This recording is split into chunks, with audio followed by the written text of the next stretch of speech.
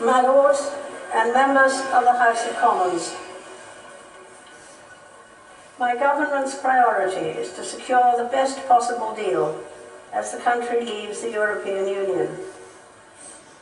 My ministers are committed to working with Parliament, the devolved administrations, business and others to build the widest possible consensus on the country's future outside the European Union. A bill will be introduced to repeal the European Communities Act and provide certainty for individuals and businesses. This will be complemented by legislation to ensure that the United Kingdom makes a success of Brexit, establishing new national policies on immigration, international sanctions, nuclear safeguards, agriculture and fisheries. My government will seek to maintain a deep and special partnership with European allies and to forge new trading relationships across the globe. New bills on trade and customs will help to implement an independent trade policy, and support will be given to help British businesses export to markets around the world. My ministers will strengthen the economy so that it supports the creation of jobs and generates the tax revenues needed to invest in the National Health Service, schools and other public services. My government will continue to improve the public finances while keeping taxes low. It will spread prosperity and opportunity across the country through a new modern industrial strategy. My government will work to attract investment in infrastructure to support economic growth. Legislation will be introduced to ensure the United Kingdom remains a world leader in new industries, including electric cars and commercial satellites. A new bill will also be brought forward to deliver the next phase of high-speed rail. My government will continue to work to ensure that every child has the opportunity to attend a good school and that all schools are fairly funded.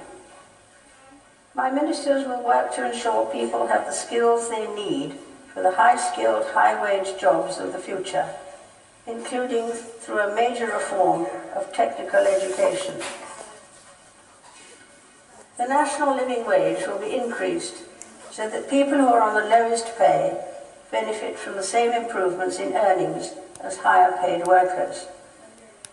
My ministers will seek to enhance rights and protections in the modern workplace. My government will make further progress to tackle the gender pay gap and discrimination against people on the basis of their race, faith, gender, disability or sexual orientation. Legislation will be brought forward to protect the victims of domestic violence and abuse. My government will reform mental health legislation and ensure that mental health is prioritised in the National Health Service in England. Proposals will be brought forward to ban unfair tenant fees, promote fairness and transparency in the housing market, and help ensure more homes are built. My ministers will work to improve social care and will bring forward proposals for consultation. My government will ensure fairer markets for consumers. This will include bringing forward measures to help tackle unfair practices in the energy market to help reduce energy bills. A priority will be to build a more united country, strengthening the social, economic and cultural bonds between England, Northern Ireland, Scotland and Wales. My government will work in cooperation with the devolved administrations, and it will work with all of the parties in Northern Ireland to support the return of devolved government. A new law will ensure that the United Kingdom retains its world-class regime protecting personal data, and proposals for a new digital charter will be brought forward to ensure that the United Kingdom is the safest place to be online. Legislation will also be introduced to modernise the court system and to help reduce motor insurance premiums. My government will initiate a full public inquiry into the tragic fire at Grenfell Tower to ascertain the causes and ensure that the appropriate lessons are learned. To support victims, my government will take forward measures to introduce an independent public advocate who will act for bereaved families after a public disaster and support them at public inquests.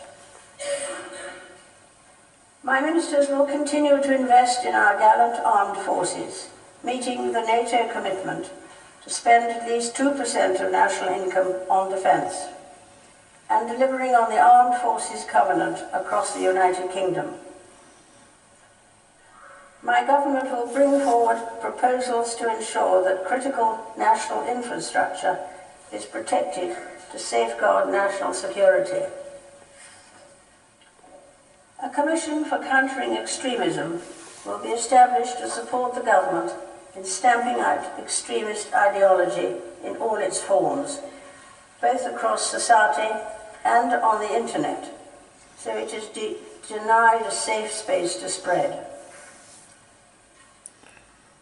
In the light of the terrorist attacks in Manchester and London, my government's counter-terrorism strategy will be reviewed to ensure that the police and security services have all the powers they need, and that the length of custodial sentences for terrorism-related offences are sufficient to keep the population safe. My ministers will ensure that the United Kingdom's leading role on the world stage is maintained and enhanced as it leaves the European Union.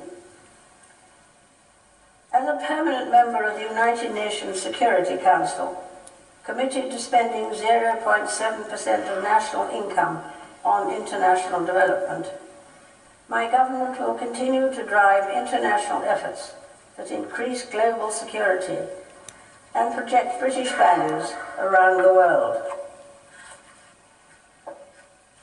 My government will work to find sustainable political solutions to conflicts across the Middle East.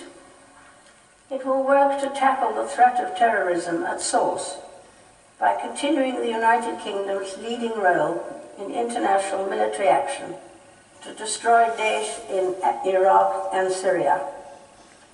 It will also lead efforts to reform the international system to improve the United Kingdom's ability to tackle mass migration, alleviate poverty, and end modern slavery. My government will continue to support international action against climate change, including the implementation of the Paris Agreement. Prince Philip and I look forward to welcoming Their Majesties King Felipe and Queen Letizia of Spain on a state visit in July. My government will host the Commonwealth Summit in April of next year to cement its relevance to this and future generations. Members of the House of Commons, estimates for the public services will be laid before you. My Lords and members of the House of Commons, other measures will be laid before you. I pray that the blessing of Almighty God may rest upon your councils.